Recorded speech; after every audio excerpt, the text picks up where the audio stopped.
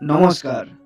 আজ আলো অমৃতে যে বিষয় নিয়ে আলোচনা করব তা হলো ধনতেরাসের দিন আমাদের কি করণীয়? কি করলে আমাদের আর্থিক সম্পদ বৃদ্ধি পাবে এবং লক্ষ্মী আমাদের বাড়িতে আসবে, লক্ষ্মী চঞ্চল হবেন না। সেই বিষয় নিয়ে আজকে আমাদের আলোচ্য বিষয়। তো ধনতেরাসের দিন শুভ সময় দেখবেন। শুভ সময় দেখার পর আপনারা দোকানে যাবেন। দোকানে গিয়ে যে কোনো ঝাড়ু কিনবেন। হয় ফুলের ঝাড়ু বা নারকেলের ঝাড়ু বা লালনের ঝাড়ু, মোটামুটি যে কোনো ঝাড়ু কিনবেন। ঝাড়ু কিনে বাড়িতে নিয়ে আসবেন।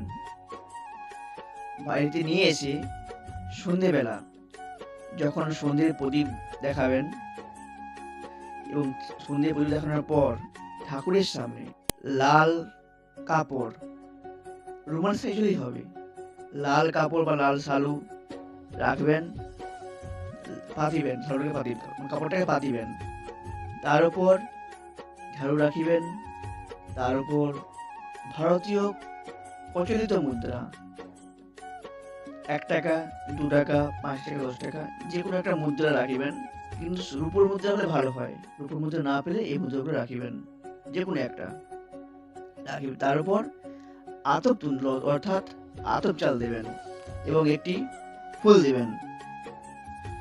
তারপর আপনারা কাপড়টিকে মুড়ে ঠাকুর স্থানে রেখে ওখানে আমরা মনের কামনা বাসনা অবশ্যই জানাবেন।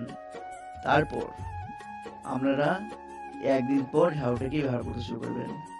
তবে ঝাড়ুটাকে নিয়ে আসার পর ঝাড়ুকে আপনারা ব্যবহার করার সময় এমন জায়গায় রাখবেন যাতে না পা লাগে। ঝাড়ুতে পা লাগলে লক্ষ্মী চঞ্চলা হয়, লক্ষ্মী রুষ্ট হয়, ফ্যামিলির প্রতি প্রভাব পড়ে। আর ঝাড়ুকে খোলা জায়গায়, উন্মুক্ত স্থানে বাইরে রাখিবেন না, মানে খোলা আকাশের নিচে রাখিবেন না। এতে কি হয়? এতে কেতুর কুপ্রভাব পড়ে।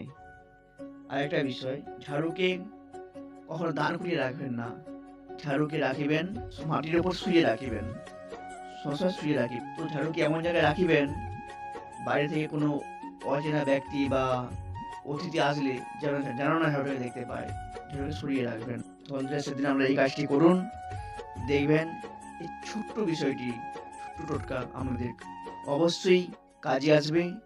এক আমূল পরিবর্তন।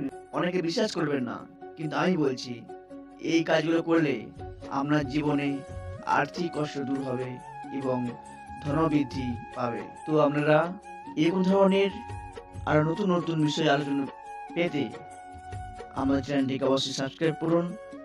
এর পরবর্তী টপিক আমরা আলোচনা করব দামোদর মাছ নিয়ে। তো যারা এই চ্যানেলটি এখনো সাবস্ক্রাইব করেননি আপনারা অতি অবশ্যই সাবস্ক্রাইব করে নিন এবং কোনো অসুবিধা হলে আমাকে কমেন্ট করে জানান, আমি তার অবশ্যই উত্তর দেব। তো আপনারা ভালো থাকবেন। শুভ বিদায়।